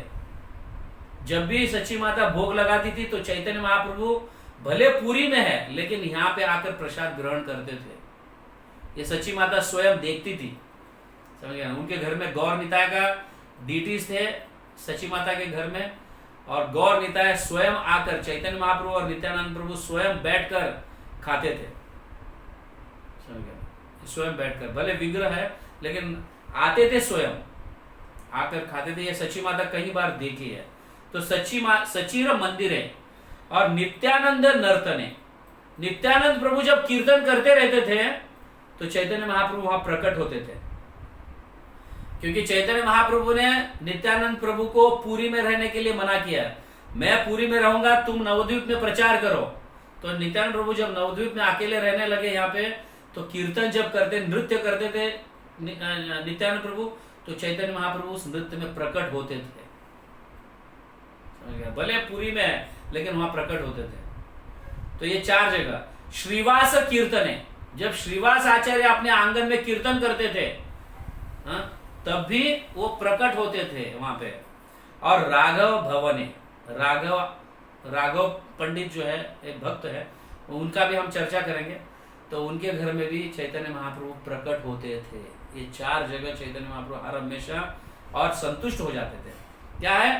प्रेम कृष्ण है प्रभुर सहज स्वभाव, समझ गया। इस तरह से यही 4 स्थानीय प्रभुर सदा आविर्भाव, ये 4 जगह हर हमेशा चैतन्य महाप्रभु आविर्भूत होते थे और आनंद लेते थे। तो चैतन्य महाप्रभु जब सन्यास लिए, सन्यास लेने के उपरांत जब पुरी गए चैतन्य महाप्रभु, और श्रीवास आचार्य और अन्य भक्तगण जो उनके घर के परिवार जो है बहुत दुखी हो जाते थे, क्योंकि चैतन्य महाप्रभु उनके लिए एक पुत्र के समान थे। और ये भी वचन देते, जब श्रीवास आचार्य के पुत्र का देहांत हुआ था कीर्तन के समय, उस समय चैतन्य महाप्रभु स्वयं कहते, श्रीवास आचार्य आप चिंता मत करो, हम 2 आप ही के पुत्र हैं, मैं और नित्यानंद, हम दोनों, नित्यानंद प्रभु और मैं आप ही के पुत्र है, ऐसे श्रीवास आचार्य को कहते। अभी यही चैतन्य महाप्रभु जब पुरी चले गए सन्यास लेने के उपरांत, और इस दुख को सह नहीं सकते थे।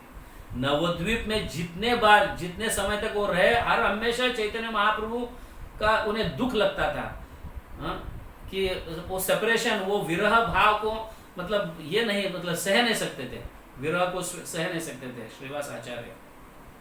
इसलिए वो क्या करते हैं कि वे इस जगह को छोड़ के चले जाएंगे, तो फिर वो छोड़ के उस जगह को छोड़कर कुमारहट्ट जाकर फिर अपना स्थान लेते हैं, वहां पे रहते हैं श्रीवास आचार्य, जो ईश्वरपुरी का भी जन्मस्थली है। कुमारहट्ट ईश्वरपुरी का जन्मस्थली है, तो वहां पे रहने लगे।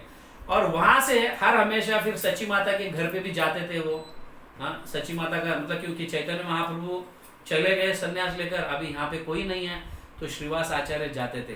कभी कभी पूरा परिवार उनके घर जाते थे, सांत्वना देते थे सची माता को।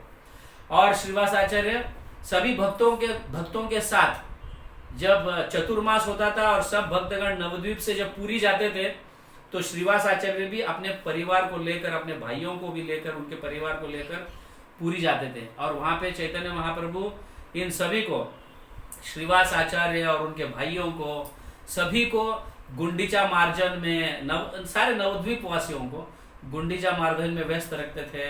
रथ यात्रा में भी उनको भाग लेने के लिए कहते थे। और श्रीवास आचार्य तो मतलब आप हम सब जानते हैं, मतलब हमने सुना भी है, रथ यात्रा के समय जो है चैतन्य महाप्रभु 7 मंडली में कीर्तन 7 मंडली कीर्तन करते थे। उसमें से जो है श्रीवास आचार्य की भी एक मंडली रहती थी, जिसमें श्रीवास आचार्य स्वयं जो है प्रिंसिपल सिंगर, मतलब वो मेन सिंगर, श्रीवास आचार्य मेन सिंगर रहते थे। और जहाँ पे कौन नित्यानंद प्रभु स्वयं नृत्य करते थे। अभी 7 मंडली है यहाँ पे। सबसे पहला मंडली स्वरूप दामोदर का मंडली था, जिसमें अद्वैत आचार्य नृत्य करते थे। और दूसरा मंडली श्रीवास आचार्य का, जिसमें नित्यानंद प्रभु कीर्तन करते थे। और तीसरी मंडली मुकुंद दत्त का, जिसमें हरिदास ठाकुर कीर्तन करते थे, नृत्य करते थे।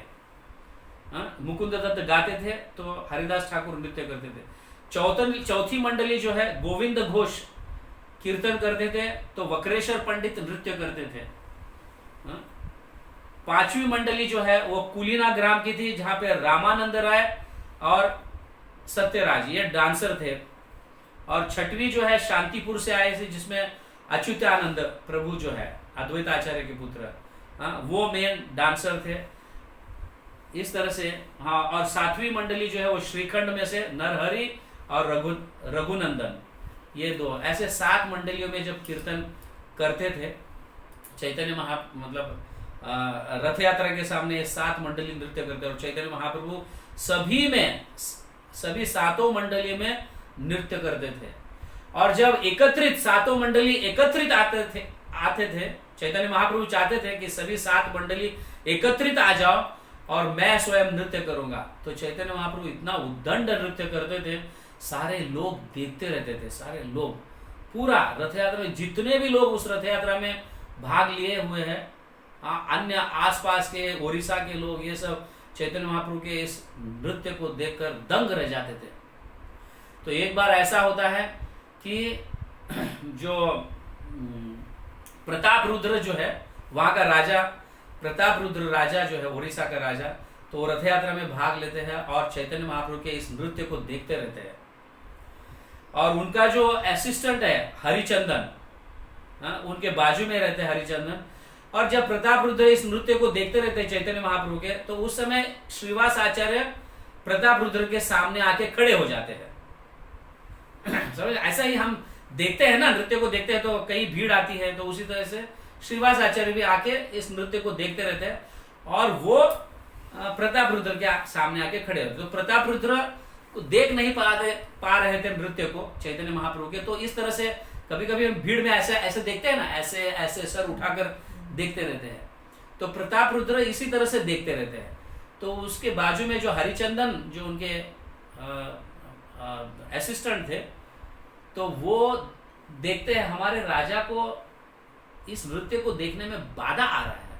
तो ये बाधा कौन है? तो श्रीवास आचार्य खड़े रहते हैं।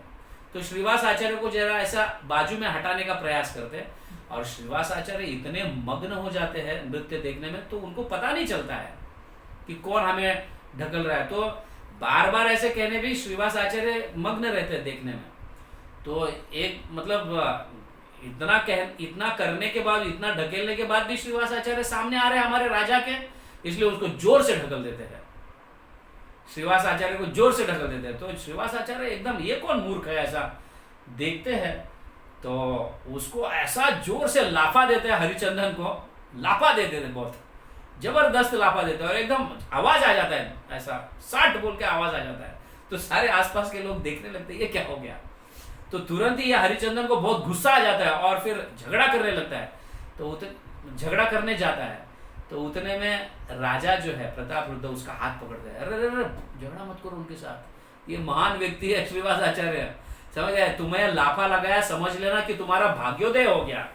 मैं तो इनका स्पर्श का मैं कब से राह देख रहा हूं, तुम्हें स्पर्श हो गया, तुम्हें उनका मार मिला, ये मेरे से भी ज्यादा भाग्यशाली हो तुम, तो ऐसा कहने लगते हैं। तो इस तरह से प्रताप रुद्र वहां पे श्रीवास आचार्य के गुणगान गाने लगते हैं, समझ गए ना। तो श्रीवास आचार्य जो है हमारे लिए ऑफ कोर्स अगर श्रीवास आचार्य के आंगन में चैतन्य महाप्रभु 1 साल तक अगर नृत्य नहीं किए होते, हाँ, तो ये रासलीला का स्थली का दर्शन हमें कैसे होता, समझ गया ना। तो यहाँ पे श्रीवास आचार्य के आंगन का महत्व बहुत बड़ा है। श्रीवास आचार्य और श्रीवास आचार्य के आंगन में कोई अंतर नहीं है, क्योंकि श्रीवास आचार्य के आंगन की महिमा वृंदावन दास ठाकुर इन सारे चैतन्य महाप्रभु के इन लीलाओं के माध्यम से उनकी महिमा को बढ़ाए है। तो ये श्रीवास आचार्य का आंगन रासलीला स्थली से अभिन्न है। ये वही रासलीला स्थली है जो हम वृंदावन में इसका दर्शन करते हैं। तो श्रीवास आचार्य जो है, ऑफ कोर्स श्रीवास आचार्य का जन्म जो हुआ था वो अष्टमी के दिन हुआ था, और उसको कृष्ण अष्टमी बोला जाता है। कृष्ण पक्ष में जो अष्टमी आती है उस समय चैत्र मास में उनका जन्म हुआ था, और फिर मतलब कृष्ण दशमी में, वो कृष्ण पक्ष के दशमी में आषाढ़ के समय उनका अंतर्धान हुआ था। तो उनकी समाधि हम जो है वृंदावन में मतलब देखते हैं, जहाँ पे 64 समाधि एरिया जो है वहाँ पे उनकी समाधि का हम दर्शन कर सकते हैं। तो इस तरह से श्रीवास आचार्य के गुणगान है, उनके माध्यम से हमें सीख क्या लेना चाहिए। एक तो कीर्तन में जो है श्रीवास आचार्य के पुत्र का देहांत होने के बाद भी श्रीवास आचार्य चैतन्य महाप्रभु को इस आनंद से अलग नहीं करना चाहते थे, या उस आनंद में बाधा नहीं डालना चाहते थे। ये हम देख सकते हैं कि श्रीवास आचार्य बहुत बड़े हमारे लिए एक महत्वपूर्ण एक एग्जाम्पलरी गृहस्थ, जैसे हम कहते हैं ना, एग्जाम्पलरी गृहस्थ। तो ये श्रीवास आचार्य हम गृहस्थियों के लिए एक बहुत बड़ा उदाहरण है कि कैसे हमें भक्ति में मग्न होना चाहिए। और जब भक्ति में मग्न होते हैं तो भगवान मतलब हमारे इस भौतिक चीज़ों के लिए हमें कोई चिंता करने की आवश्यकता नहीं है। चैतन्य महाप्रभु स्वयं ये सारे चिंताओं को दूर करेंगे, और गृहस्थी के सारे वो स्वयं मेंटेनर है, जगन्नाथ है, और वो स्वयं अपने गृहस्थी जीवन को मेंटेन करेंगे। ये हम इन लीलाओं से आज समझे हैं।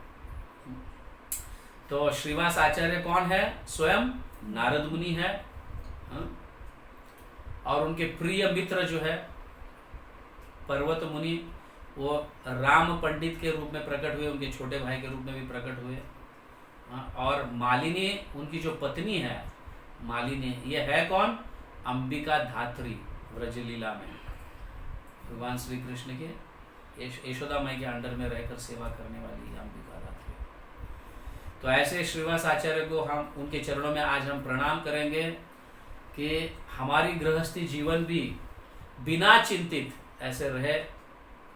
ऐसे हम उनको प्रार्थना, एक्चुअली हम सबको प्रार्थना करें, क्योंकि हम सब गृहस्थी है और हमें भी ऐसे चिंता रहती है। एंड स्पेशली ये कोरोना के समय तो और भी ज़्यादा गृहस्थी सब चिंतित है, कई लोगों के नौकरी का वगैरह ऐसा सवाल है। तो हम भक्ति करते रहे, और भगवान चैतन्य महाप्रभु में हमें विश्वास रहना चाहिए, क्योंकि ऐसे श्रीवास आचार्य जैसे भक्ति की है, ऐसे अगर हम भक्ति करेंगे तो चैतन्य महाप्रभु स्वयं हमको भी ऐसे आशीर्वाद देंगे कि हमें भी कभी ऐसा दरिद्रता नहीं आए।